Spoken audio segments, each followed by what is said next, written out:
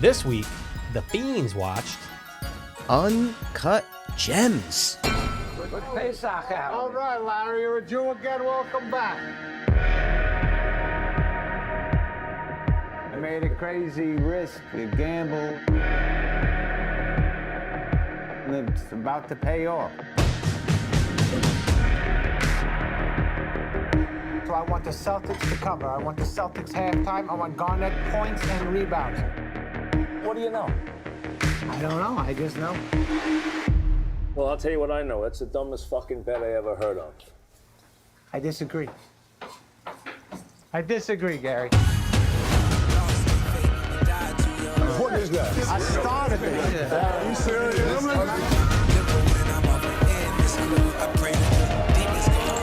You're taking my money all over town, placing bets. I'm having very serious second thoughts. Are you serious right now? I know I fucked up. Howard, where's the money right now? Howard got my money. Is it too late? I'm done. That means nothing. It meant nothing. Please. Give me another shot. This is me. This is how I win. I want some gems, Mike. Give me some jewels, you know? Dude, I want some jewels in my Give me some life. jewels, guys. I've had jewels. This is the Adam Sandler vehicle. Oh, he drove this fucking thing, dude, all the way home. And it came out a couple days ago. Christmas, actually, Yep, yeah. Christmas Eve, I think it was playing. We saw it, I don't know, about like a week ago, maybe? Probably about a week back. Probably about a week, a little over a week ago. A But little early. Star Wars, yeah, we saw it early, but Star Wars came out. So we said, you know what, we're going to do Star Wars. So we'll do Uncut Gems after Star Wars. It trumped. Star Wars trumped this movie is what we're trying to get at. 100%, Yeah. yes. So we're going to start this off like we start off a lot of episodes. Right. We ask each other a quick synopsis because he doesn't know what I thought. I don't know what he thought. We haven't said a word to each other. Not one fucking word. So you're going to go first, Michael. Okay. What did you think of Uncut Gems? Uncut Gems surprised the fuck out of me. Came out of nowhere. And I honestly think it's the second best movie of the year that I've seen. Wow. Okay. So you're on one side of the spectrum. I'm on the exact same side of that spectrum, but maybe just a little more because I think it's the best movie of the year that I saw, unless one is escaping me. I didn't Google 2019 movies. Maybe I should have. Neither did I. Because I'm speaking these words right now, and maybe I'm Right. going to stick my tongue in my mouth or whatever the hell I say. But it might be the best movie of the year, if not one of the best movies of the year. Yes, so that's where I stand on it, man. I knew after I saw it, I go, oh, Mikey's going to fucking love it. Yeah, dude, we were actually kind of watching it at the same time. You know what I'm saying? Yeah, so, yeah. Oh, yeah. Oh, dude, it's the exact same time. Yeah, But I just yeah. meant after I was done viewing, I go, Oh, he's yeah. gonna fucking love it. 100%. Yeah. And what was the first movie you were thinking was the best of the year? Something better than this? Did we already do it on Fiends Watch? Nope. We didn't. Oh, shit! He knows what I'm talking about. You guys don't worry about it. What? Oh, I can't wait. Let's stop this episode so I can go watch this fucking movie, dude. All right. Ooh. We'll see, man. We'll see. All right, Back to Uncut Gems. Oh, my God. But, dude, honestly, what a gem of a fucking movie. And it's by the Safdie Brothers Yeah. who did Good Time. Yes. They've Robert done a couple Pattinson. other ones before that. Heaven Knows What. Heaven Knows What, not bad. I heard that was a little more, not slower, but more unrefined, I guess is That's a great way good to put way it. to put it. That's a great way to put it. I mean, it tackles heroin addiction, but the Safdie brothers do one thing really well. Okay. And it's that suspense.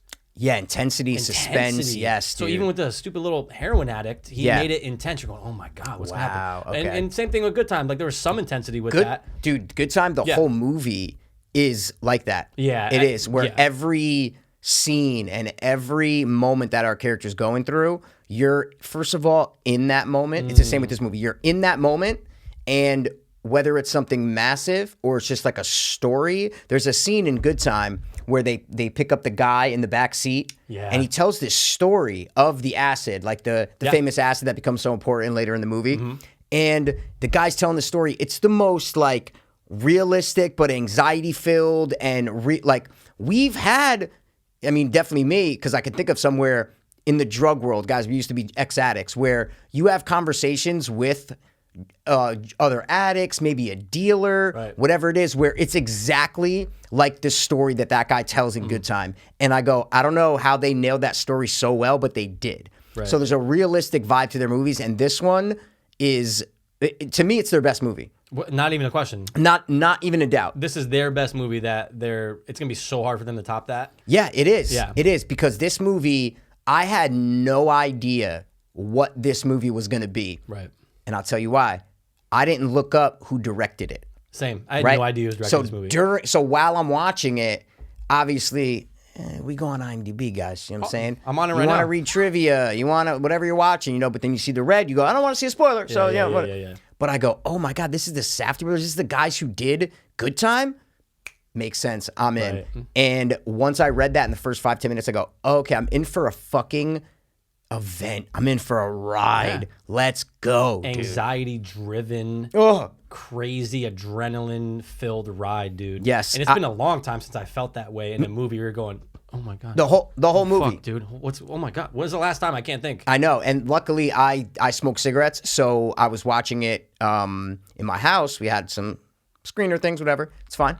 Don't worry about it. And I say during the movie, I paused it like 2 or 3 times to go have a cigarette. So it was good because I would like pause it and then go outside and just kind of like, all right, smoke, and then go back in and settle back in and start it. Right. I couldn't imagine seeing this movie in a theater because I might have to just go outside, take a fucking Ativan or something, and just calm the fuck down. Because it does that to you. Oh, And one of the best my examples. God. I can't think. I really was trying to think about it on the drive over here. I'm going, what other movie have I experienced that in? Of course, there's movies that have scenes that do that. Oh, but where the 100%. Entire movie, you're going, oh my God, no, that's terrible. This is, Oh, this is great. Oh, it's going to be awesome. Oh, wait, no. And Oh, your wait, no. heart is pounding. This Yep. was the most of the movie, dude. Most of the movie. And it starts right off from the beginning. We're not going to bounce through the story. I'm just saying right when the movie starts, the dialogue was so chaotic and everybody talking over each other. And so it made it so realistic. Right. I'm like, wait, is this like, why can't I hear this? But that's on purpose, guys. Totally. Because think about your real life. And Yeah. think about the conversations that you have in real life. Think about the conversation we're having right now. We're talking over each other sometimes. Yeah. And we're like, well, you don't wait for someone to stop, give an expression, and then go, well, I will find you. And you just don't do that.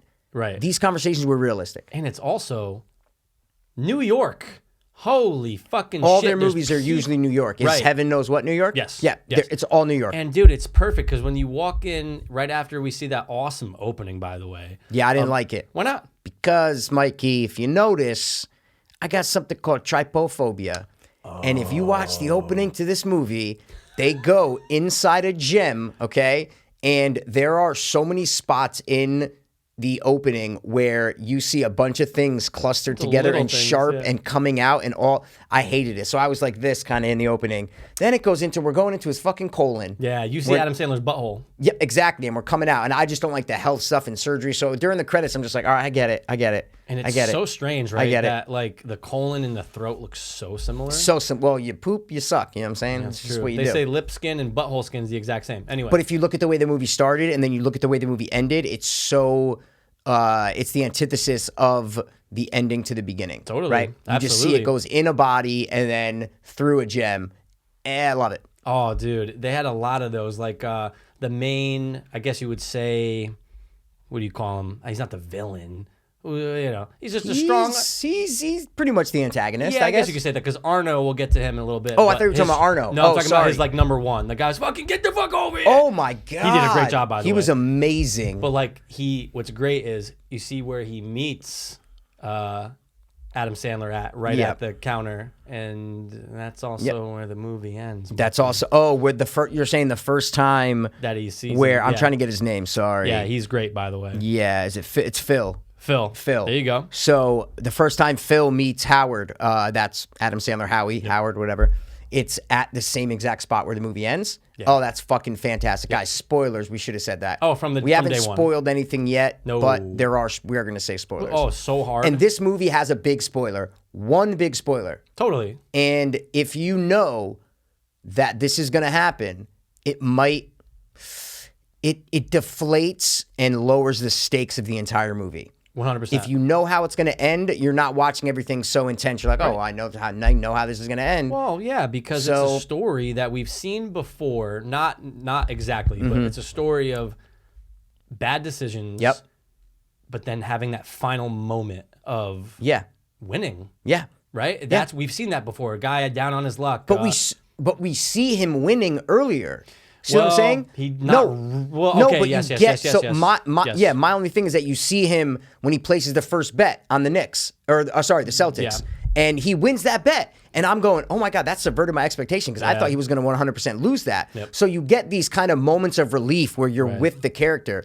But my thing about the spoiler at the end is that it lowers the stakes because if you're watching it, this entire movie, which I'm going to say the spoiler right now, so in case you guys want to turn it off. It's your last warning. This is the last warning. You're watching the entire movie and you're seeing him placing these bets and trying to sell this and trying to give that back and grab this and trying to just get his life back to a level that is normal and somewhat relaxed, I guess. If you know that he just dies at the end, that all of his work that he does in this 3 days or whatever it is, he's just going to get shot in the head and die at the end, then you don't care about everything that's coming before. Totally. You just don't care. So that's why the first time you watch this movie and you see him get shot in the head at the end, you will never have that same impact rewatching it again. No. See what I'm saying? It's a good point because, Mikey, we did see this week ago. I did watch it again. Yep. Okay. Yep. And everything you just said totally holds true. You watched it again. You're right. Yeah. So did. it didn't hit you as much, right? Of course not, because you know it. And the way they do it is, oh my God, with the score and the music in this and that's what the Safdie Brothers are good at too. I got to find out who they use. Yeah. Because I think they used them in all their films. There's one composer, and it is Daniel Lapadin. Okay. So. And I can guarantee you he did Heaven Knows What. Oh, for sure. And dude, it's that same vibe. But look, Mikey. Yep, he did Good Time and Heaven Knows What? No, I don't think maybe he just did Good Heaven Time? Knows What. No, not Heaven Knows What. Okay, Just Good at Time. least Good Time. But that makes sense yep. though, because they're very similar in their tone, right? The music choices are crazy in this. But what I was waiting for this time, I go, I want to see, because the first time is one of the biggest. What the fuck when he gets shot? The first time, right, dude? How big was that? I don't remember. We're gonna get back. We're to gonna what get back you're saying. to it, I know, but go ahead. I don't remember the last time where something in a movie physically affected me as much as that scene. I'm where totally with you. It depressed me. I could not stop thinking about this movie for days after. I know. Dude, that ending, oh man, and they usually say, I took one screenwriting class in college, and they say, if your character either dies or it was all a dream, it's a cop-out, and it's an excuse, and don't do that. That is bad writing, which 9 times out of 10 is probably true, Yeah, good point. right? Yeah. It's all a dream or whatever, he dies, so nothing matters. But this... The anxiety and the intensity is just on a steady this the whole time. Sometimes you get a little bit of deflating where he'll win something or it'll slow down, but it's just going up the whole time. And when he gets shot, I kind of felt it right when that guy walked out. I go, he's going to shoot him. And then he shot him. Did you have that feeling? Yes. The first time you watched the it, very right? first time. I go, Phil, who's a hothead, too calm. Bro, I go, why isn't he coming out and going, you motherfucker, lock me up? I go, it's too, he's going to shoot him in the face. Right. But it happens so quick for you, you can't even process stuff. But this is what they do that's so great. Oh, yeah, And I hit me. noticed it in the second time. Hit me. So right before they're actually let out, the look on Arno's face, who Arno is the one who lent the money guys. He's happy, right?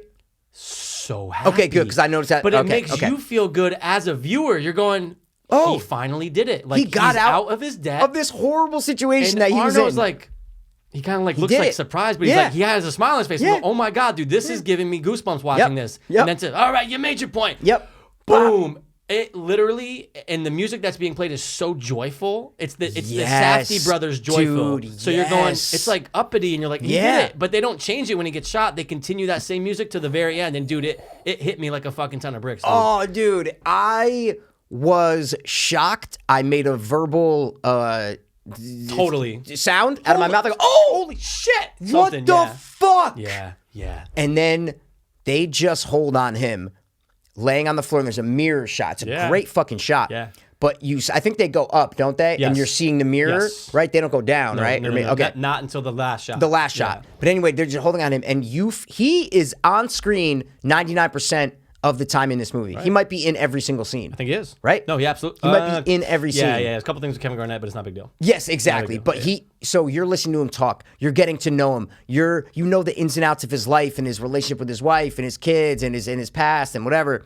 So you are so invested in this person. Totally. And you see his face. And first of all, he's a recognizable actor. He's Adam Sandler. yeah. So you like him already. Whether you like him or not, we do. I like Adam Sandler from Always Billy will. Madison, Happy Gilmore, Big Daddy, all these awesome movies that we grew up with. So it lends to the fact that you like him even more. Right. So you're so with him and you're so invested in him. And then just to see his dead body lying on the ground with a bullet hole in his fucking cheek, you are just like, everything I just watched in the past 2 hours meant nothing. Meant nothing. All the anxiety that we've had, all the fucking ups and downs, and all the, oh my God, wait, is he going to do it? Oh my God, yes, he won. Oh my God, this is great. All of that means nothing. Nope. Because his life and his decisions led him to this path. And whether he deserved it or not, people can argue, right? Right. He met his fate with a bullet to his cheek. Yeah, and that's what I was thinking about after the second time I watched it. I'm going, all right, did he deserve it? Yep. And look, he is a piece of shit. Piece of shit. The way that they show him, you feel for him because you're like, he's down on his luck. I just Yep. want to see him win and get out of this debt. Yep. But he is a fucking piece of Oh, shit. he's a Like, scumbag piece yeah. of shit. No You question. To hand him- everyone. Dude, to Everyone. He's not a sociopath, but there's that characteristic of a psychopath where it's like manipulative charm or something like that, where like Yeah. you charm people through manipulation to get your own way. That's textbook Howard in this movie. Oh, Is yeah. he's trying to get what he wants, but he has this charm about him, and that's why the casting of Adam Sandler to me was massive. Because Absolutely. he's such a likable guy. Like Adam Sandler, he has this charm to him. If you cast other people in this, they were looking at Jonah Hill. Right. I know. I don't know if you would like him as much. I'm just saying you have to. It's such a hard character to pull off because every decision and every choice he makes, even with towards his family and towards whatever, it's all negative, bad decisions. Right. It's all. That's it. Every Totally. decision he makes. But Adam Sandler pulls it off to where you like him. Right. You like him, even though he's making these horrible, stupid decisions. Totally. You like him. So I think that is an underrated aspect is casting Adam Sandler. Yeah, man. I know it's trivia now, and I know he's talked about it in many interviews how the Safdie brothers approached him a decade ago. Okay. And he turned it down. He didn't know A decade ago for what? For this? Yeah, they This was wrote- written a decade ago? I think he said it was close to a decade ago that they What? approached him, and he was like, I never Since heard of them. 2009, the first piece of trivia. Wow. Look at You're that. Right. But they were so set on having him do it Yep. that they just kept reapproaching him. And finally, after I think Adam Sandler said he saw Good Times and was like, oh, these guys, like, wow, they did a great job showing New York and everything. I'm But in. it was actually his wife who made him take the part. I saw an interview when he was on Ellen. I watched it on YouTube, and he said that he's like, I can't do this. Like, it's just, it's a lot. I don't know if I could pull this off. So it was the And wife. his wife was like, you have to take this role. This is you. You have, and he's like, hey, when my wife says do it, I do it. So Guys, a Jewish guy from New York. I mean, of course, you're going to look at Adam Sandler. Yeah, But of dude, course. The teeth made his character, too. Yeah. Because he had such a different, I'm going, Jesus Christ, what'd they do to him? And he had fake teeth put in. what? Those He had aren't- fake teeth Yeah, in? those are fake teeth. But Adam Sandler has big teeth to begin with. Kinda, but not that. Dude, What? these things were kind of like gross. They're a little bit like darker, like a little bit more yellow and He stuff had like that. fake teeth in? Yeah, he said it on Jimmy Kimmel. He was No like, way. He's like, well, I gained 40 pounds, but I didn't have to for the role. I just gained 40 pounds, and they put in fake teeth, man. But I'm Those watching. are fake teeth? Yeah.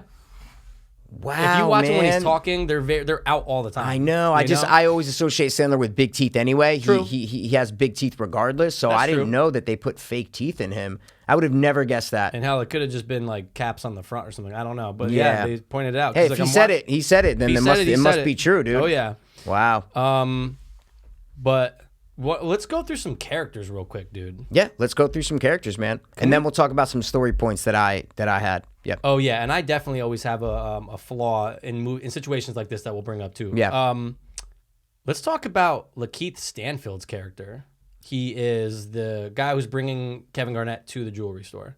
Oh, yeah, the guy from Get Out and stuff? Yeah, Always I hated him. Hated him because Oh, of my God. who he was. No, I hated the character, yeah. 100%. You're supposed to hate the character. He's a Right. fucking asshole. But and I noticed it. I'm going, oh well, of course he has every right to be pissed at Adam Sandler's character because he's fucking him over from the start.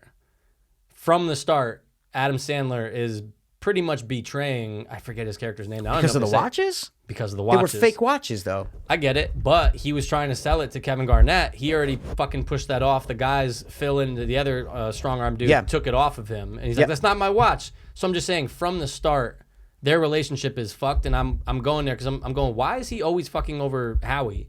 Well, Howie's always fucking over him. Yeah. Brings them all the way to Philly. They're all scumbags. That's what I'm trying to say. Scumbags. Everybody's scumbags. So what I mean is he's the main character, so we like the main character. Adam Sandler pulls it off. We just discussed that. Right. So we love Adam Sandler. Yeah. So everybody else is an asshole to him. So you don't like a lot of characters in this movie. Right. And what's his name in the movie? They don't even listen to IMDb. I don't even think they say What? it. They don't even He's say not it. listed on IMDb? But I know I heard Kevin Garnett says his name. He's like, I gave 10%. I can't. They don't say it on IMDb, man. Yeah, they do. It's Demeni. Oh, it's different on your iPad. Oh. You know, sometimes it does that. Oh, yeah, it's Demeni. Yep, Yeah, Keith Stanfield, Demeni. Nothing under him. And look at that. Fucking iPhones, dude. So, yeah, Anyway. I hated him because I'm like, guys, we're from the New York area, and Yeah. we've bought in drugs in New York and, Yeah. and weed and pills and whatever, so we've dealt with people from New York. He's like this stereotypical, I don't want to say like black dude, because I'm sure there's a bunch of white dudes who are, have that style about Right. them. I don't want to say anything bad. Who have that style about them yeah. that act the same way. Yeah. Where I was like, this guy's playing this so realistically that every move and every line that he said when Sandler goes to the club with the Weekend playing, trying to get it, and when they're in the jewelry store, I'm like, this dude Woods, he's like, man, fucking calm down, bro. Yeah. I ain't got it right now. I'm like, this is exactly what someone from the New York area, a drug dealer, jewelry pusher, whatever, would say. Yeah. And he nailed that character because I hated him during the movie. And it caused more anxiety. Every move caused more anxiety in this movie. Every move. Anytime the two of them are on screen, you're going, this isn't ending well because there's no ending. They just keep stringing each other along. Just keeps going. No, just follow keeps me going. here. Oh, we're going to go here. I'll meet you. Oh, my God. Dude, how about, I got it on me. I'm going, hey, Adam Sandler, Howie. He's like, you're going to this weekend thing? Yep. How about don't even have him go there? Meet me. Yeah. Like, let me just get this fucking thing from you. Because now you're in a club with thousands of people trying to get this fucking opal from him that we know he doesn't have. Well, let's talk about that. So that was one of the story points that I wrote down in the first 20 minutes. Mm-hmm.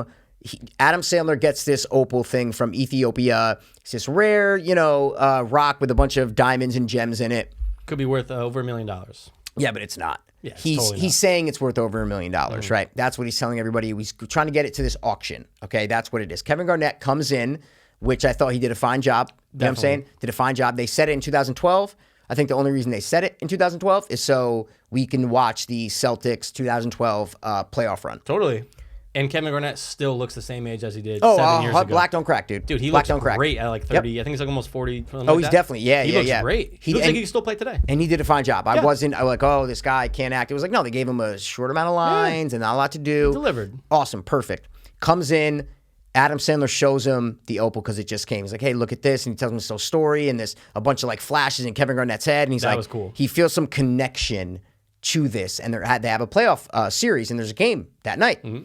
And Kevin Garnett's like, I fucking need this, right? It's a sign. I need this. It's a sign. I need this, which is stereotypical. Athletes are superstitious. Totally. Right? They are. So that all made sense for me. And I'm like, there's no way Adam Sandler's going to give this to him. Right. I said, there's no way. I wrote down 17 months tracking down a rare gem, and he just gives it to KG. Just gives it to him. I said, it goes against every thing that we're supposed to know about his character. Every characteristic that he has, a smart, cheap, Jewish jewelry dealer would never do that. Would never do that. For a ring, that's worth like what? The guy at the pawn shop is in like 20 grand. It's probably worth like 50 grand. You know what I'm saying? Like it didn't add up for me. I know. But I get you have to have that MacGuffin. Like you have to have something to drive the plot forward. I get it. But that was like, I needed more. I needed more of something from KG for that to be believable is what I'm trying to say. I mean, it is valuable in memorabilia terms, right? Because a fan will pay a lot for that, but it's not equated to what his value of his own opal is. So that's I'm with what you on I'm that. saying is Yeah, that I'm with even you on that. but if it was so valuable, then the pawn guys would give him way more than 20 grand. Yeah, because see what I'm saying? they only do it in pawn shops. Are only going to do it based on the material, not its value with memorabilia. No, what? Totally, they don't give a fuck. They don't give a fuck. They go. Yeah, You ever been into pawn shops, Mikey? 100%. It's half the shit's memorabilia. No, I know, but with jewelry and shit though. No way. I don't know, man. What? In Pawn Stars? When they go give Oh, like... that's fucking fake though. No, the stuff is real. Yeah. I'm saying, Mikey, that's wrong, dude. Pawn shops? So you're They have saying- massive memorabilia in pawn shops. Yeah. Half the shit's like, oh, this is a game-worn jersey from fucking, Michael Yeah, Jordan. This is yeah. a da-da-da. Like, half the shit is memorabilia in pawn shops, man, for Yeah, sure. no. I know it's more than half of it is, but what I'm saying is they're probably only paying out for the weight in gold, though. No. Why? right. Because if he doesn't bring it back, then that's their ring, and they could sell it as KG's ring. Yeah, that's true. See what I mean? Yeah, 20 grand was really cheap. I think it's just the fact that you need to move the plot forward, so Yeah. we're going to give him that ring. But I think that's a fair thing of like 50 grand. Maybe it's KG, so maybe you double it. Like it's a legit thing, but still. And Adam hopefully knows that Howie. Howie. He's coming back for that ring, so Yes. I'm gonna get my opal back. But Yes. it's such a stretch. But again, that's the first big thing that makes you go, but wait. Don't let it leave the fucking. Don't let it leave the pawn. Don't let it leave. I Howie. know. Like, what do Fuck. you like? What? And all right, he got the ring. I'm like, okay, but And then he Jesus. fucking pawns it 5 seconds later. And it's those things in this movie that make you go, what are you doing? Yeah. The line in this movie towards Adam Sandler is, what are you doing? What are you That doing? is the line so many times in this movie. And it makes you feel, as being two drug addicts, clean, Yes. X-ray, Yes. it makes you feel for him because you're going, he's just trying to get by with what he thinks is best for him. Yeah. So he's just making all these things and, I don't even know. Dude, when you find out that Jesus Michael Jackson cross is someone else, you're going, oh my, it never ends with this guy. It never He'll ends. take anything and sell it to anyone. Robbing Peter to pay Paul. That's it's all the it is. stereotypical line, and that's exactly Howie's character in this. Right. Is he's going to other pawn shops, he's doing this, he's taking jewelry, he's selling what's his name's watches. It's robbing Peter to pay Paul. Yeah. He doesn't have the money, right? You know what I think about? What I wanted to say about the fault I always see in movies like this with logic, right? Yeah. What did he owe Arno? $100,000? Because he says it, and he goes, "Your guys Yeah. took my watch off me. I want you to take that $20,000 off the 100 I owe Yep, you." yep, 100, So I'm yep, going, yep. okay, great. He owes him $100,000. Does he have $100,000 in inventory in his place? Well, dude, I'm with you 1,000%. Don't you always think about that with movies? I'm when going, people why owe? isn't he just giving him a bunch of the jewelry worth like 150 and say, hey, here's 150 in jewelry? Dude, absolutely. Or how about this? In movies where someone owes, like, whoever the case is, it Yep, could be mom, yep. it could be, oh, you need $40,000 tonight? Okay, cool. I'm going to sell the 3 cars in my driveway. Yeah, if they have three. Yeah, My exactly. point yeah, is, yeah, I'm yeah, just yeah, going, yeah. oh, he's throwing all these Furbies and all this. I'm No, going, this specifically, I'm with you, where a guy owns a fucking jewelry shop stacked. dude, there's with gold shit. and platinum everywhere. Unless you say maybe a lot of the shit in his shop isn't, Real? like, no, not that it's not real, just not that it's like, like maybe that Furby thing's like, like $2,000. You know what I'm saying? Right. I don't know. I don't know know. diamonds. So I don't know Right. if you look in a shop like that and you go, oh my God, no. Like he has probably $1 million worth of shit Right. in his You shop. need to give $100,000? The only way that you can see that is maybe when they show the safe and everything's empty, Yeah. that he's done that way before. Good point. Where he had to pay people when he's giving watches and he's selling this and he's selling that. So the shit that's up front just isn't worth that much money. You know what I mean? Could be. Very That's good it. point. But I am 100% with you because I thought the same thing. I go, this jewelry shop shit all over the place. Yeah, it's not like he owes $1 million. You're going, ooh, No. I don't know, inventory. $100,000? I go, he just sold a piece for $20,000. That's the weekends. But you can come up Yeah. with, dude, that guy has a crazy house in Long Island. Yes. He has an apartment for his side piece, which Julia Fox We're gonna get won't to right go. now, yeah, yeah. And cars and fucking whatever, dude. So yeah, I always have a problem with that in movies when people owe. Yes. You can Nope. break it down and be very, but also, he's also a gambling addict. That's so it. That's all probably he just is. doesn't want to get rid of anything because he wants to always win. How much was it a deflatement when Arno picks him up at the play and they bring him in the car and whatever, and he's like, Arno, he's like, we're all right. I'm going to make you a very happy man. He's like, I put da-da-da-da-da. And Arno's like, you don't think I fucking know about that? And it's just one quick line, and Adam goes, you stopped the bet? You stopped the bet! Dude. And I go, oh! It made my shit shrivel from here to here. That's what I mean. Is there's moments of triumph in this movie, Yeah. where he's watching the game and he's trying to put his son to bed. The wife's yelling at him. He's whatever, but he's watching it and he wins. And you go, oh my God, wait. So he's not going to be this big loser. The movie's going to be about something else. And then nope. 5 minutes later, you're like, oh, Arno stopped the bet. How happy is dude. he in the What? cab when he wins, and you feel so good. He's sitting in the back seat, my just like, fuck. oh, I just hit big. Oh. I just hit real big. Take me to the jewelry. Yeah. Like, take him to wherever to buy whatever Yeah. for jewelry. Oh, dude. Oh, there's my you're- God. Dude, one of the best examples in a movie of ups and downs. Ups and downs, dude. Usually that's like Lefts a and rights. third act or something. Yep. Or first act to third Yep. act. But this is constant. And that's what makes this movie, to me, the second best movie of the year. This is one of the most fast-paced movies without action that I've ever seen. Because a lot of people think, fast-paced movies have to have a lot of action going on, a lot of, bangs and lights and whatever. This movie does not stop, foot on the pedal, 100 miles an hour the entire time, when it's mostly people talking. Without a doubt. What's Couldn't have said going it better. on is people talking, and it doesn't stop because the people are never just talking. They're always doing something. They're always talking about something super important that has to go, a valuable, a this, a bet.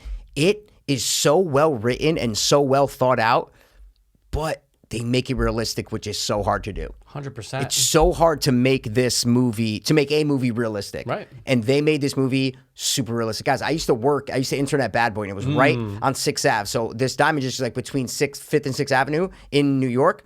I used to pass it every fucking day going to work, and I would cut through. And it was actually 2009 when I was working there. So it's like right around this time. They captured the essence of the Diamond District in Manhattan so fucking well, where you are just transported to it and you get into these underbelly, you know, like kind of seedy New York areas that aren't the Times Squares and they aren't the fucking Broadways and the, you know, the fucking Miracle on 34th Street. This is like the real New York. And they do a great job of capturing that, the Safdie Brothers. Yep. Yeah, and it was a really interesting choice to have it be a Celtic because you had to have it with high stakes. Yep. You couldn't just have, it's a Knick game going on. No. This is for, was it the NBA Playoffs. Finals? Ooh, I don't know. Playoffs. I don't know if I can't remember if it was the finals or if it was the Eastern Conference Championship. I don't know. They were playing the Sixers. They're playing I the thought. Sixers. So it's the Eastern Conference 100%. championship. Yeah, you're right. Yep. Big games, though, obviously, but that was cool. Big though, to games, just have, dude. And it kind of like to have Adam Sandler, who's a diehard Knick fan. We all know Yep. it. Having Celtics. KG Yep. on there just with Celtics. So it's just, But he says it in the movie. He's like, I know me. He's like, growing up a Knicks fan, my father would be whatever, you know, because he's rooting it's for probably KG. real. That's probably really how he feels. 100%, It was dude. just a cool touch. The era worked, them capturing the iPhone from the time Yep. perfectly. And we all usually have a problem with how they show iPhones on screen. No, Well, they nailed it. dude, nailed Because it. they always do it in a dark place so it pops. And you're like, it's the actual legit right colors and the text bubbles, and it's exactly what it looked like in 2012. absolutely. Yep. That ab's going to be so hot. No. For your ears. You have So some anyway, figures. they were going to get Amari Stoudemire to do it, or KG, and then there was one other basketball player. Do you remember who they said? No, I remember reading in the It's trivia. though. it's in the trivia. But anyway, Amari Stoudemire wouldn't have been bad, but again, on the Knicks, so how is it going to be, you know, that big? But anyway, they decided on KG, so that's when they had to make it Boston playoffs, whatever, because you're like, oh, a New York jewelry store, but it's this Boston guy that's coming in, but he's playing in Philly or they're Boston, so why is he coming to New York all this time, right? I know. See what I'm saying? But they make it, we're like, I gotta go back to Boston, I was just in Boston, you know? So like, it works, but if you wouldn't know any better if you didn't know where KG played that he was on the New York team, because he's in the movie so much and coming into the shop, you know what I'm saying? So all the time. He's there more than fucking most New Yorkers, dude. So let's talk about side character Julia Fox, dude.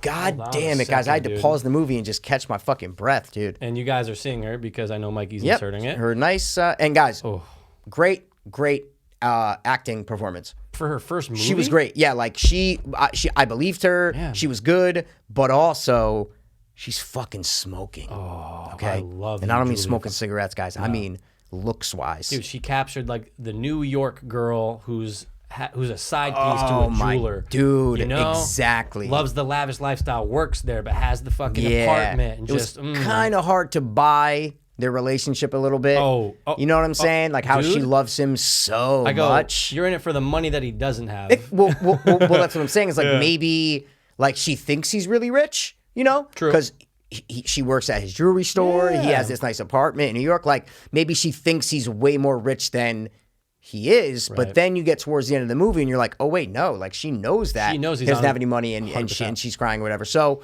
hard to so it believe. is real like love. But you got to kind of suspend your disbelief because she is so fucking hot that. To Adam Sandler, you know what I'm saying? I don't know. You know what I mean? I love the lingerie scene, but That I just was the love scene, any scene where I actually got confused because that lingerie scene when he's hiding in the apartment, I thought it was another side piece. So I'm like, oh wait, he has another girl because they never show the apartment before. Right. So they only show it when he opens the door and she's laying in bed with another girl. That's it. So then all of a sudden he's back and I'm like, oh wait, this is another. It almost looked like a different apartment, Right? But it looked like a different chick because she comes in with the coat and I'm like, it was early in the movie and I'm going, he has another chick. And then obviously when he goes to the party and I go, oh, it's the same girl. I Right. fucked it up, dude. I was kind of with you too. It was I a little fucked it confusing in the up. beginning. Yep. But So dude, she was great. She was super hot and I thought she did a great job acting for her first movie. I just wrote down that chick's ass. Wow. Oh no, grade A prime meat. As they say, Jesus, dude. man. Take She a should be bite out of it. fucking sucking KGs, not fucking Adam Sandler's. You know what I'm Maybe she saying? did. Good point. I don't know. No, she was sucking the Weekends. You know what I'm saying? Oh, he was not Weekends. a good actor. Yeah, well, look, he was in like he didn't have to do a lot. Is what I'm trying to say. Yeah, Yo, you feel how hard I am. he was an right asshole. now? Yeah, I'm like He this was dude's a a turd. fucking yeah. And you don't like him, but you love Adam Sandler. You know what I'm saying? He's what a it turd. is. No, she did a great job. She did a great job at the end at the fucking casino. She did a great job in the last like 20 minutes of the film because it's a lot of her. Oh, bro, 100%. And we're gonna get to the casino because we have a lot of experience there. Yeah. And Mikey totally is that guy with the long hair at the end when he's 70. That's gonna be him. Yeah. Come up to the room. Come up. No, never. All right. Okay. Oh, the wife. Idina Menzel. Idina Menzel played Idina Dina. Menzel. Yes. Oh, dude, her name is Adina, and her name in the movie is Dina. Look at that. Perfect. And Julia is also Julia. They didn't Julia really stress her Gulia, part. man. All right. I liked her, man. I did like her too. Absolutely. 'cause She you did felt fine. for her. She did the Frozen role. That's what got her like up there. She sung the Frozen thing. Yeah. That's what made her popular. But she never really is in live action movies Right. where you see her and you're like, oh, this is a so for me, this was my first introduction to her as an actress, and I thought she did a great job. Same. And yeah, I mean, you feel for her, but then Yes. you're kind of like, be a little easy on Adam Sandler. No, because see, I disagree because she's been through so much, and he's still cheating on her, and he's still placing bets and doing all the shit. One quick conversation at Passover isn't going to change that. That's so true. I was like, no, she is done. It would have ruined her character for me, basically. Yeah, and he's such a fucking nut and a sociopath that like, as soon as the side piece is like, I'm leaving, that's when he's trying to get back with his wife. He just needs to have he needs to always win or try to win, right? 100%. Yep. How bad was the daughter? One of the worst actresses ever. No, see, I disagree. She is exactly like a teenage fucking girl. Yeah. 100%. I hated her, and that's how fucking teenage girls are. Yeah, they are. I'm just saying, she was like, Dad, what? I'm like, this is it. Yeah, but she didn't deliver the lines good enough. She was fine. She was fine. She passed. Dude, the guy who played Arno, Yeah. Eric, I feel like, dude, Yeah. don't I watched know the interview with him. He's like perfectly American. Like, looks nothing like. It's on IMDb. It's actually one of the videos on IMDb. Dude, And he looks like nothing like what? I'm going and I'm such an asshole for not even looking it up in the last 10 days. I'm going, where do I know him from? Yeah. Under Siege 2, bro. Oh, Villain yeah. on the train. I'm going, that's Oh it. no, yeah, he's I'm an asshole. a steady working kind of character actor. He's kind been of around guy. for a minute. Yeah. You're right. He did a great job. But then when you find out that he's actually related to Adam Sandler, you're going, amazing. oh my God, amazing. this is perfect. But it makes sense of how he was talking to him, how Adam Sandler was talking to Arno the whole time. Yeah. I was like, come on, I'm like, dude, this isn't a bookie to gambler relationship. I Right. said there's something else going on there, whether they grew up together or whatever it was. And then when they reveal that he's Adam Sandler's brother-in-law, makes total sense why Arno's giving him all this time and da-da-da. You know what I mean? it even makes sense of why are his two cronies at the play. It's like, oh, well, he knows because he's family. Yeah, He yeah. knows that they're going to be at a play tomorrow night. Yeah, so go exactly. there. It makes He's sense. Oh, yeah, It makes that's sense, why. But no, So- he did a great job. So there's one scene that I want to talk about. Let's break it down. All right. So the scene I'm talking about Mm-hmm. is when KG comes back in to drop off the Opal. Bro, I said the scene where KG comes back to bring the stone was one of the most chaotic scenes in film history. Do you remember this? You just watched it course, today. yeah, of course. Yeah. So you remember what scene Absolutely. I'm talking about? Bro, so chaotic, dude. Yeah, when he's breaking down. How much they going to put? Look, Vegas doesn't even think you're going to score 18 points. All that, right? No, that was when they were in the office. Oh. I'm talking about. Sorry. Yeah. The first time he comes to bring it back. Yeah. Yeah. Oh, dude. Are you kidding me? Oh my God. The door not opening. The door was not driving me opening, nuts. dude. The fucking there's 6 different things going on, bro. I'm hitting the button. I'm hitting the button, dude. It was just a master class of how do we make a scene chaotic? 100%. And that is, I would show that to fucking my film students. Go, hey, you guys want to know how to make a scene chaotic? Watch that fucking scene from Uncut Gems. Yeah, where it's just literally like in a 20 by 20 room and like there's 6 people on screen. And it was you know so that chaotic. the main character has to get this thing back. And this is a big celebrity basketball player who's on a short amount of time and just wants to come bring it back. And now he's getting pissed because he can't get in. And da-da-da, the guy's in the back trying to get the thing. Dude, oh my God, it's a perfect microcosm for what this movie was. It's one of the best scenes in the whole movie. Yeah. Because of just the sweat that was pouring down the side of my fucking head. That's why. Exactly. Yeah, you have the guy coming out who's like the cleaner. He's like cleans everything. Yep. Oh, what are you doing? You know, get over here, get the screw. I'll do it myself. You're Yep. going, just give him I his know. opal, I know, dude, it was break. They're like, there must be like bulletproof God. fucking glass though, Yeah. right? Like you just can't Has to break be. through it. Has to be. 100% has to be. That was a great. I'm glad you brought up that scene because I'm not gonna say I almost forgot about it, but I'm just glad we talked about it on these shows. Yeah, I had to bring it up, man. Like I said, I took notes, so I had to bring up the notes. So you went hard on notes, man. What else? What else you got? Jinx, double jinx, dude. Mohegan Sun. Mohegan Sun. So guys, we live in Connecticut. Connect die cut, dude. I'm about an hour and 15, hour 20. Passes I don't know, an hour, 45 minutes. An hour, 45 minutes, just something like that. And I go there a lot. I was just there 2 weeks ago. You were? I love Mohegan Sun. And they show a Mohegan Sun commercial early in the movie. That's right. So I go, oh, it's coming back. There's no reason why the camera is just plastered on a television screen as Mohegan Sun commercial. Right. I go, they're laying that seed, so it's going to come back. Turns out, what's his name? Howie gets the money from. We actually skipped over a huge important scene though. So Kevin Garnett. No. Let's take a break. The auction scene. Oh, the auction scene.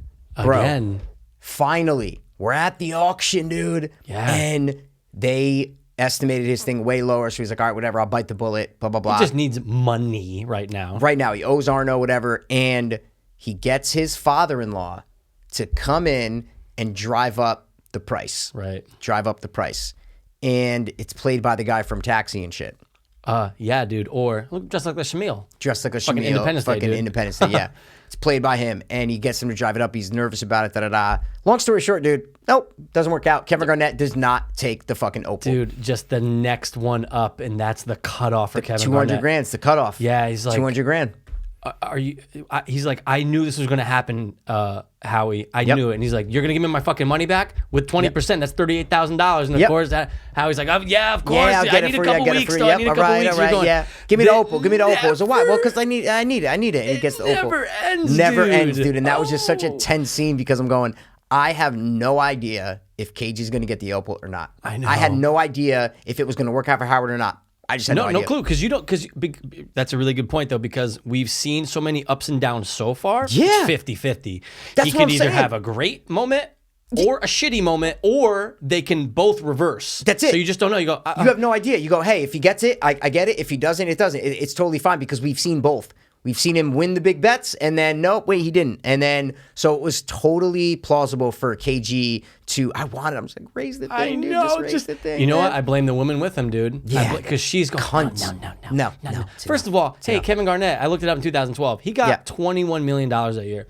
That was his salary? He was. Holy shit. I know. Just in real life, he would have 100% grabbed the opal. He would have been like, yep. Have someone with him. Yeah. He would just go, yeah, all right. I know. Dude, It's ridiculous. come on, dude. He's one of the wealthiest basketball players out there. Yeah, he's been playing forever, man. Yeah, so it still looks great. So that was a great scene, and that's what pushes us to Mohegan Sun because Howie, whatever, KG comes, they do a little backdoor thing. $165,000, dude. Comes to get, and he gives him 150 because he's like, it's enough, right? Gives him 165. It was originally supposed to be 175. He took off 10% to give to the dude. So yeah, there you go. So it was supposed to be 175. He doesn't give him the 175. He gives him 165 because he had to give money to the other black dude. Yeah, the other black dude. So he takes the bag, and he's building up KG like, no, you're gonna fucking win tonight. You're gonna fucking win tonight, which is a great monologue. Absolutely. Because he's talking about, he's like, I'm not an athlete. This is what I do. This is how I beat people. Da da da. Great fucking great scene. But he takes the money, and Arno's in there. Dude, this is all the setup for the climax. Arno's in there with Phil and the other guy. And the other dude. And he sneaks the money out back to the girl, which was great. Great scene. Absolutely. The passing the bag from window to window was a great shot, I'm dude. going to fuck you so hard later. I'm like, this is awesome. And for some, I don't know, they never explain how he knows that guy. Sets up a chopper ride for her to go to Mohegan Sun and place a parlay bet on the game tonight. It was three things. It was to get the opening tip-off, KG to have 26 points, like points in the game because it's rebound, not scoring 26 points. It's like a rebounds one, whatever it is. And then for the Celtics to win by 4 or whatever it is. So it's three things that need to happen. Which is already making my heart race right now. 100%. Yeah. So then she goes to Mohegan Sun. Now, I go to Mohegan Sun a lot. You've been there a bunch. Dude, did you notice the massive mistake that they did in Mohegan Sun or no? What was it? So there's the sports room at Mohegan Sun. It's over by the other Johnny Rockets. If you guys have been there, not the main Johnny Rockets, over by the other Johnny Rockets. That's where the sports room is. She goes in there. She goes in the sports room to make the bet. Okay. Now, she walks out of those doors, walks out of scene. All of a sudden they cut, and she walks right back in another scene. But the problem is the next scene that they show is the wolf right near the Elvis slots and the Johnny Cash slots in the opening to the mall, which is 500 feet away from where we just saw her walk. And they cut it like she just walked, like they just like cut boom, it, boom. cutting on the action like she just walks right there. People who don't know Mohegan Sun would never know that. Right, good point. But a fucking pro like me and Mohegan Sun, I go, no. This is not how this place is set up. This does not make sense. But I'll forgive him. But it was just cool to notice that because I go there all the time. And I was like, nah, they fucked it up. And I've probably been there 10 times. Yeah. That's what I was meaning to do, though. I got to ask Mikey on the show what was wrong. Because there's no way it could have been 100% dead on balls accurate. Because think about how hard it is to film in a casino. Oh, dude, it's packed. Right now, it's packed. Exactly. And in the thing, it's not packed. No. You don't see a lot of people in Mohegan Sun. No. And I was like, they must have filmed this at 4 a.m. on a Monday. You know what I'm saying? Like, just as one of the slowest times at Mohegan Sun they had to film because they got to shut shit down. Of course. They have to shut off wings. They have to do all that. Yeah, exactly. Oh, yeah. That must have been a hassle, but it's doable. And it says in the trivia, it says Mohegan Sun, which is located in Connecticut, does not have a sports book, a place to gamble on sports. Gambling on sports is not yet legal in that state. I don't know if someone just added that in the trivia because wait. Connecticut's not legal in gambling. Let me type that in. So I don't know. And some fucker at IMDb goes, we'll allow it. I'm in LA. Yeah, I'll just let it in. We'll allow it, whether it's true or not, because that happens sometimes. Come to the real Connecticut. Why not, dude? Come on, dude. This is where all the facts are. So this is building up to the climax, dude. And Howard's life is at the bottom right now, which it shouldn't be. He had the token, basically. The token in what I mean by that is he had the answer to his problems. Right. He got enough money to pay back Arno, to pay back his father-in-law, right, and to be back where he starts the movie, even a better position because he paid back Arno. Yeah, and he has the answer. He has the answer, but he also has some cash to tie up all of his other shit too. We don't know all to what extent. Yeah. But think about the money that he, throughout the film that we saw him from pawning and other stuff, let's say about 40 grand he gives to Mike Francesco, did a great job playing that role. Francesco was great. At first I thought, he's playing himself, whatever. And then I'm like, oh, wait, no. Oh, they're talking about bets. I'm like, what is this? This isn't him. Yeah. 40 grand from him that Arno stopped. So where's that 40 grand going, Mikey? Don't know. Right? Where's that 40 grand that stopped? Is it back to Arno? And is it cut down to 60? Again, a lot of things we need to consider here. Yeah. The long story short is that the movie could have stopped there. Dude, that was it. That's it. All he needed in this movie was the money from the Opal to pay off his debts. And guess what? It's in a bag in front of him. It's not a fucking, go meet this guy. No. It's right here. Everything 165 he's grand. been searching for right here. Is there. But what is he that we are? He's an addictive person. Dude, gambling specifically. So he goes, but wait a second. Hold on.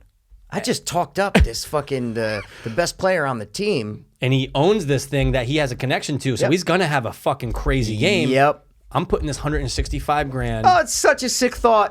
It's such a sick thought. On a parlay, which means you have to get all three. All three things. Dude. And the sickest part, so then she goes to some place to bet. She meets the guy who brought him over the helicopter. With the long hair, Do you know that guy's name or no? Idea. Okay. No clue. He was a good job of being that guy, though. Was it Nico? No. Oh, yeah. Yeah, I think this was him. I didn't see him in the credits, dude. That's got to be the guy who played him. No, that's the other henchman. That's the other crony. That's the other henchman. Yeah, you only see him for a little bit. Who the fuck? I don't know, but that old guy was great. He was fantastic. He reminded me of like not Paul Newman. What's the guy from Vegas Vacation? The singer guy from Vegas Vacation? From Vegas Vacation. Oh, yeah. He's saying Wayne Newton. Wayne Newton mixed with like Bon Jovi. You know what I'm saying? Like it was a weird mix. I really don't see him on IMDb. No, this is crazy. Neither do I. Nope. Fuck. Anyway, he brings her there, and okay, hold on, never mind. Whatever. So he was funny. Let's just say that yes, he was funny. He was always trying to bang Julia. There you go. So So set up the. Oh wait, whoa! What were you about to say though? What? Why'd you cut it short? I feel like did you just think of something you want to say? No, we need to go back to the climax in the jewelry store. Oh, I just wanted to talk about how funny he was. That's what I was saying. Okay, gotcha. I was saying that he brings her there, and then it made me think of the character. Okay, I gotcha. I was like, if you have a hot point, drop it. No, I don't. Okay. I literally don't. All right. So Phil, the other henchman, and Arno, they want to get out because they want to go stop her. So this is when Howie goes, I'm going to fucking lock them in. Yep. And dude, they're in the box that was foreshadowed earlier with Kevin Garnett and everyone else. He locks them in there, and he's forcing them to watch the game with him during this giant fucking bet. Yep. Genius way to keep them them somewhere. But also, they sent the other henchman who got out. She's at Mohegan. They sent him to Mohegan Sun. So there's tension at Mohegan Sun because the guy is following her and watching her. Right. And then you have tension in the store. So it was done really well, this whole climactic moment. Double tension. Double tension. You so rarely you have get that. Arno, Phil, and the other guy locked in the 2 doors. And it was great. Just Adam Sandler talking to them through the glass was some of the most funniest parts of the movie, 100%. man. So great. And I died laughing when he puts the TV on. I was like, all right, boys, that's it. You know, he's like, just got to get the tip off. Just got to get the opening tip. He's like, oh, come on, you motherfuckers. And he gets it, and he gets the tip. He's like, oh, Jesus Christ. Like, that was a big one. He said, the whole fucking thing would have been over if we didn't get the fucking tip.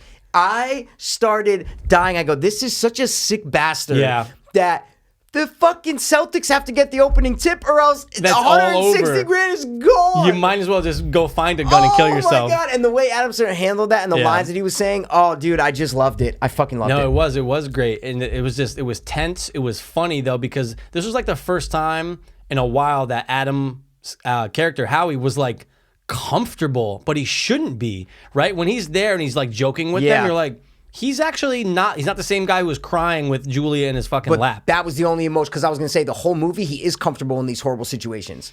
That's what I. That's no, I his just said character. it wasn't comfortable in a long time. Like that was the first time you seen him comfortable in a long time before that. All right, it's fine. Disagree because I well- think that scene is the outlier when he's crying to Julia. Every other scene, he handles it like everything's fine. He's like, no, I'm going to place $165,000 bet. Oh, I got locked in trunk, honey. It's fine. I'm good. Like da da da. He never shows any like worry or like my life is over. With 90% of humans would be like the whole movie going, oh my God, Jesus Christ, Yeah, I'm gonna you fucking know die. what? You're right. He He is pretty handles that comfortable. stress and that anxiety amazingly, better than us as viewers. Like he handles what he's going through way better than us watching the fucking movie, man. That was a wreck. So, but it was like a moment of triumph for him because that's his character and this is what he lives for. Right. He lives for the rush of gambling and all the money on the line, his life on the line. That's what he lives for, man. And his biggest threat is literally inches away from him, just locked up. But they're not going to be there But it's forever. his brother-in-law, so it was never like this threat of like, I never felt like he thought he was gonna die. Right. I'm like, oh, they're probably going to just fuck him up really bad. Yeah, no, not us, him. Like Adam Sandler Yeah. never comes across as these guys are that serious. Right, because he it's knows his brother-in-law. it's Like he never comes across like it's John Gotti sitting in he's there, just right? Passover for Christ's sake. Yeah, like I don't know. He's kind of always joking with them. It's like this thing. So he's comfortable watching the game. We're sitting there going, oh my God, they're cutting back to Mohegan Sun. The chick's in the fucking Wayne Newton guy's room. Da da da da. It's awesome. And that moment where they realize they won and the clock's ticking down, and it was so like, oh wait, I thought this movie was gonna have like a dark ending. I'm like, this is fucking amazing. Yeah, what he a won. great feeling. He won. Yeah, he won. He won. He's back. It's This over. Is it. It's This is over. it. How much, all the money he has, all the debts is over. covered. That's Yep. it. He's done. $1.2 million.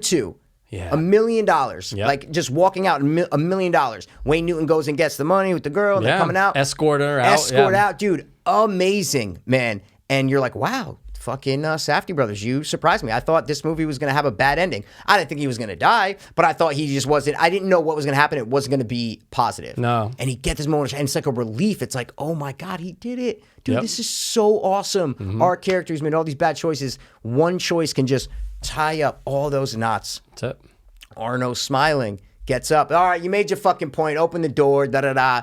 He buzzes the fucking door, and does Adam Sandler say something right before he gets shot? Doesn't he say something to them like while they're walking out? He's Yeah. like, oh, you guys thought it, like, doesn't he say something? Something for sure. I can't remember exactly Oh, what. you just watched it. That's why I didn't know if you remember. No. He's like saying something. He Can't turns around, believe he's we like, did it or something like that. Yeah. Yeah. He can't believe he did it. And You the made your fucking point. fucking Phil takes the fucking gun out, shoots him once in the fucking head. Done. Everything we've just watched for 2 hours, the character that we become invested in is dead on the ground. Gone. After one of the happiest moments of his life. He died so happy. Dude, he almost has like a permanent Yep. mini smile on his face when Yep. he's on the ground. Like it's and that's open, what I but think the point is. Is like 100%. he died happy. Yeah. Like Yeah. all of his choices led up, and whether he deserved it or not, I don't think he deserved it, but that life, it's that life of putting the recklessness of that lifestyle, whether it's a drug addict, a gambler, or whatever it is, it will always lead to bad things. but it gives us a little solace in the fact that he died happy. Absolutely. It was one of the happiest moments of his life. He's like, I want $1 million, pop, dead. Like, the last thought he had was a positive, happy thought. So he gets some sort of peace in the last moment of his life. Yeah, and then because Arno comes in and you could tell he's a little like flustered from all this shit. But That's he's happening. happy. He's like, I'm saying Arno's after he happy. after he dies.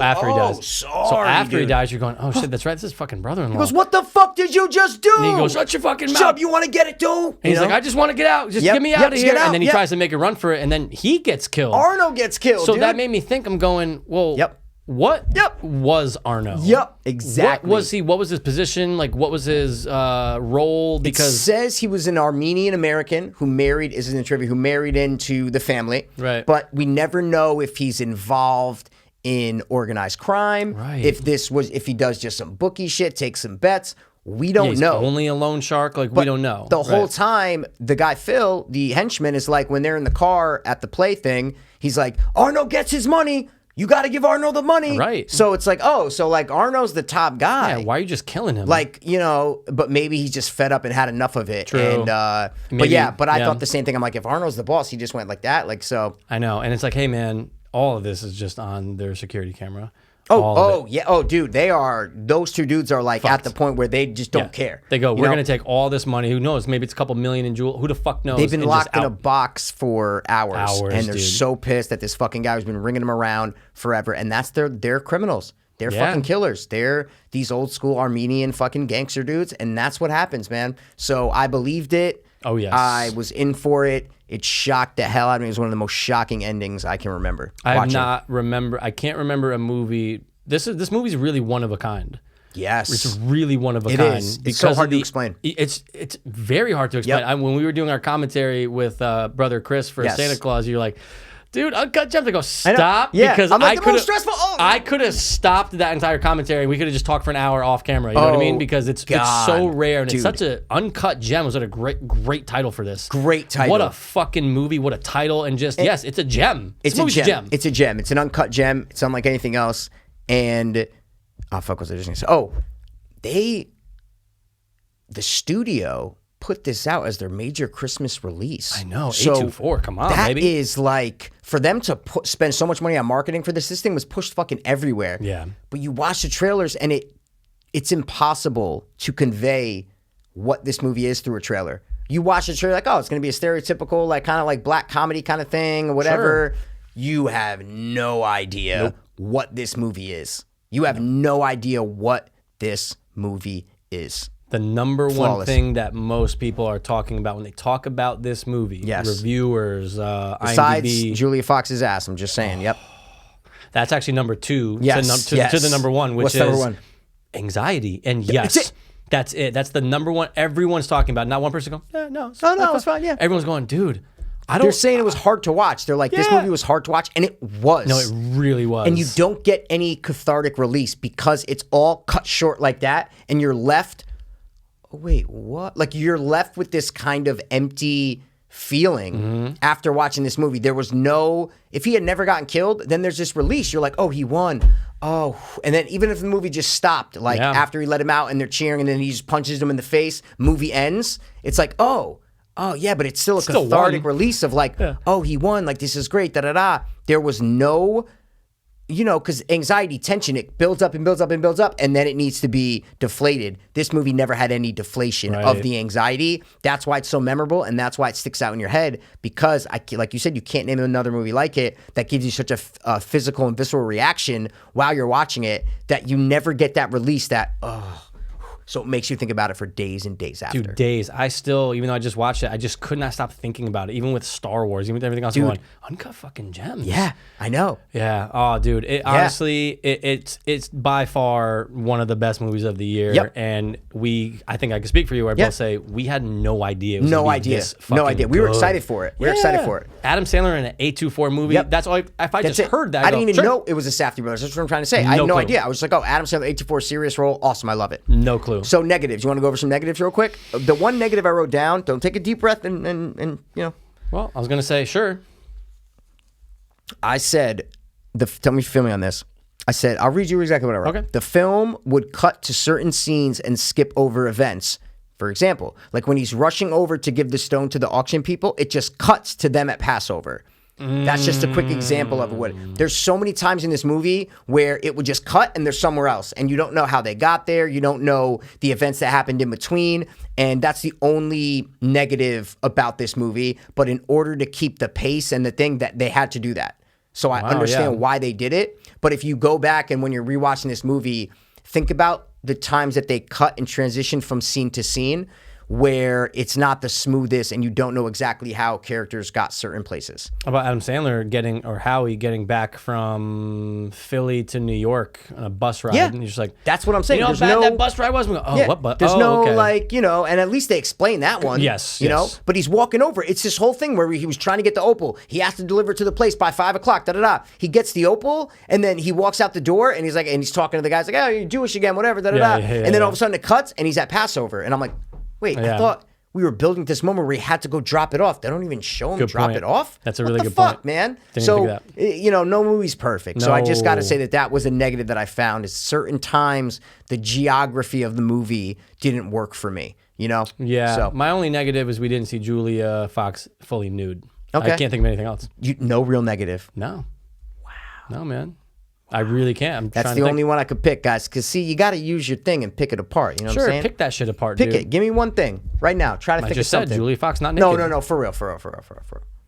Anything. Think of something, dude. The daughter's acting. She's not good. There you go. She's There's not good. one. Perfect. But great use of first-time actors, though. Because you can tell all the people trying to get the fucking watch. Hey, but this watch is fake. The fucking little guy. Like, all of them were. And even the henchman. I think that guy, Phil, I think he's like, it looks like first movie. he's an Armenian gangster. He 100%. just looks like one. And he pulled it off great. What about the guys at the pawn shop where he's giving the ring to? Yeah, Is that what you're they're dude, definitely real. They are real. They are fucking real. Because in the trivia it says like many of the people actually work at the Diamond District. So 100%. But what about the two twins? It never comes back.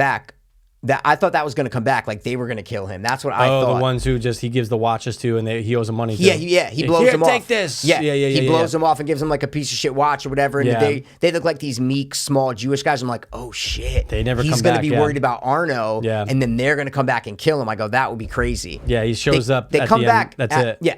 And Julia Fox, I don't know. I don't know. Yeah, just exactly. They go into like this. It almost feels like a fake store. Yeah, well, they built it for the right? movie. You read that? Yeah. They built the entire jewelry store was a set for the movie. Yeah. But I mean, like that room where she goes to pass it. He's like, go over there, and I feel like it's like a place to just hide. Like I didn't think it was like a real business. Really? Yeah, it's just I don't know because he's like go over to da-da-da's and pass it through the window. Yeah. Like how does she have the key to that? Like it just felt like a fake place for them to. Whose fake place? You're saying Like Adam Sandler owns that? Why? Yeah, because it's right next door. She had the key for it. She opened it. Just No, goes but what in. would be the purpose of him to have that? Is To what I'm trying hide to say. shit, to avoid people. This fucking guy's avoiding people all the time. Maybe Maybe to go in the bang building her next door. Maybe to go to bang her, dude. Okay, I gotta look more into it. I I'll didn't find think out. about that. So, but yeah, okay. Because I was just like, why does she have the key to it? And she just opened it and went in. Yeah, That's what I'm trying to say. Yeah. Anyway. Maybe Adam Sandler owns the building. You never know, dude. Who knows, dude? He has money, kind of. Yeah, I knew it was in an office because he gets in the elevator a bunch of times. There's other people in there, so it's just a big office building, You so. wouldn't fucking believe what I got to deal with. Yeah. He was great. He's One of his best the roles. heart of this movie. He is the reason it's a good movie. If Jonah Hill was in it, I don't think it would be as good. Yeah, I he would just have don't think so. overdone the whole Jewish thing. Yeah, I'm sure he's done fine. I just don't think he has the charm of Adam Sandler. No, Adam Jonah Sandler's Hill perfect. just doesn't have the charm. Jonah Hill comes off as more of an asshole sometimes. Like you watch Superbad, like this is a dick. Like I like him because we were that age, but like he's not. He doesn't have a charm about him. Jonah Hill just doesn't have a charm. It's a natural thing that actors have. Leo has a charm, right? Yeah. Jonah doesn't have a charm. No. You know what I'm saying? Actors have charm. Some people, Sam Rockwell, charm. You know. Then you get people like fucking I don't Edward know. Norton. Trying to think. Like Adam Driver doesn't really have charm. No, see what I'm very saying? dry. So Jonah Hill's just doesn't have a lot of charm. Adam Sandler's charm filled, dude. Right. Charmingly To the brim. delicious, you know? To the brim, dude. He's To the overflowing with it. brim. That was it, man. We have to give some scores. No, we got to give some scores, dude. And I don't know what it did for box office because I don't fucking know. Do you think it'll be on IMDb? I don't know. Not Maybe yet. not. Maybe Nope, Box not Office yet, Mojo. not yet, So not scores, dude. I gave you my reaction first. What do you I'll give go this score motherfucking first, score? dude. I'm going to say I do think it might have been the best movie of the year. Actually, I'm going to take 5 seconds to Google 2019 movies. Okay. Just to make sure, because I want to make my statement before I... Dude, honestly, Star Wars is up there for me for best movies of Star the year. Wars Best is up movies, there, top but 5 I've movies. come to the conclusion that Force Awakens is definitely better Not even a question. than Rise of Skywalker. It's not even a question. Just watching a lot of videos recently and just seeing, like, I get people's flaws with it. I still loved it. I don't give a fuck. But I think Force Awakens is the best one. Without Joker a was doubt. really good. Joker was really good too, dude. Joker was really good, dude. Midsummer came out. The Lighthouse was good. Yeah, that was really good, too. It Chapter 2 came out. I love that. Yeah, it was all right. I'm just naming the movies. You loved X-Men Dark Phoenix, whatever it was called, man. It was so awful. Yeah, not that many great movies. I think this was the best movie of the year for me, and I have not seen the one that Mikey's talking about. Yeah, we'll talk about it some other time. Yeah, dude. I think you got a little bacteria on your arm. You know what I'm saying? You got a fucking. There you go. God, I hope it's dude. not a. Yeah. Oh. Ba-da-ba-ba-da-ba. So, okay, score. I'm going to hit you Scores, right now, dude. My score for Uncut Gems is 9.5. Dude, that's a great score. Yep. Uncut Gems, I'm going to give it a 9.3. Wow, dude. I think We that's both what I gave loved Star it. Wars, dude. Oh, we You know what I'm saying? both Yeah. fucking Loved it. I would recommend it. I think for Christmas, I think my uncle and my aunt, they were like, oh, they were asking about movies, Star Wars. I'm the movie guy. They're always like, hey, what'd you see? Da-da-da. Sure. They said, oh, I said, do you guys see Uncut Gems? They go, no, we want to go see it. And I go, listen, loved it. Absolutely loved it. Just be careful when you go see it. And like bring a Xanax with you, or My heart hurts have your thinking about yoga someone watching it, fucking, yeah. things but watching it in a theater. So like if they Can't could just imagine. pop the DVD and I'm like, yeah, fucking watch it, Theater? But in the theater, just trapped in a chair, just I'm my glad God. we didn't see this in theater. Dude. I'm so glad, because I'd be like, 100%. we'd be looking at you like, Oh my God, dude, I can't. Oh my God, I'm sure it'd be an experience, but I Yeah. would be so tension filled during that whole movie. yeah. Oh God, some people really didn't like it. I was reading IMDb reviews. What does it have on RT? Can't remember. RT? Oh, it's got a 90 fucking 91 or some shit. Oh, it's got to have something massive, bro. And I unfortunately saw what it made this first weekend. Oh, well then just say it if you saw it. Yeah. Well, take your guess. No, because I'm not going to guess, and you're not going to guess. Just say Yeah, it. just fine. 10 mil. 10 mil, man. not bad. And it has a 93% on Rotten Tomatoes. So Ooh, great yeah. fucking- Uncut Gems reaffirms the Safdies as masters of anxiety-inducing cinema and proves Adam Sandler remains a formidable dramatic actor when given the right material. 100%. 57 audience scores. See, I'm telling you, people don't like it. Because people are weird. I think people Expected something else. I think a lot of people, that's a great point, they wanted like an Adam Sandler movie. Yeah, but it's like, hey, maybe a man. little more. But I don't get how people like equate an actor with a certain kind of movie. I know. Right? I They're like, know. oh, I want to go see a Johnny Depp movie. What's a Johnny Depp movie? Yeah, like what, Pirates? I'm or going to go see a Blow? What are you Leo talking movie. about? What's a Leonardo What could it DiCaprio be? movie? What are are you giving guys me? stupid? You give me Revenant? There's no, if it's a Netflix Adam Sandler movie, you go, oh, this is this is an Adam Sandler comedy. But how can you watch this trailer and go, oh, this is another Adam Sandler movie? What? No. And also, What? dum-dums out there. Yeah. Does it say Happy Madison production of Uncut Gems? Exactly, No, man. it's 824, dude. See, people are just God. disconnected. We see 824, You're right. we know We what's know. going on. We know what's up. People, they go, Yep. what the fuck is that? No, you're right. What, They Happy don't even Madison? care. What? They don't even care. Oh, They see I want to 824 see that new Adam Sandler movie. Oh, yeah. Exactly, man. Oh, I heard love it's that a last little one. bit dark comedy, but it's still going to be a laughter-filled extravaganza. The whole time they go, this isn't even funny. Yeah, half the movie. Who's this black guy here? He's not even funny. Is that an actor? Where's Joe Crothers? If you got no movie that's Come from, then you're on, the fucking dude. kings, guys. Come on. Not you, dude. No, I'm saying for them. Come but on, just, guys. If you're here, come on, dude. Uncut those gems, dude. Oh, shit. So, yeah, I can't believe the audience gave it a 57. That blows You know my what? fucking Fuck mind, them, dude. Yep. Fuck everyone on RT, dude. You know Yeah, what I'm saying? seriously, bro. If Like, we what do don't you got? agree with them, fuck them. Yeah. That's how I feel. I've But always just, felt yeah, that way. go home and read some IMDb user reviews, some negative ones. I do that every movie I see because I want to know both sides. For sure. Bro, it's kind of crazy seeing these people's complaints with this. Adam Sandler's voice was so annoying. He didn't sound like himself. He's acting. Dude, everyone guys. acts. Come on. He's fucking acting, guys. You expect them to do the fucking swan? Yeah, Like, they're- come on, They dude. go Adam Sandler's voice 5 minutes in. I couldn't stand it. I go, guys, he's acting. And he's playing that part perfect for the type of Perfectly, person dude. of a Jew Yep. jeweler in New York. Jew who's jeweler. an addict. I got a Jew fucking jeweler who's an gambler. addict fucking gambler. I'm You know gonna what ask saying? Souls what he thinks about after this. There you go. And be like, and Mr. Davey Souls, Dimes, guys, yeah. what'd you think of the store? How much? Yeah. How much is the store valued at? Because they could break it down. I was actually talking to, we went to Madonia on Christmas Eve, and I met another jeweler, a guy who owns a jewelry store in High Ridge, and I told him about Souls. He's like, oh, I know Dave, yeah, da-da-da. But I should have said, yeah, you see fucking Uncut Gems, dude? You know what I mean? and what do you think? What's the And he was appraisal? Jewish, too. So, Oh, you know who it was, dude? ooh. And I should have told you, bro. You know Mark, who listens to our show all the time? course. Who we knew? His Yes. parents.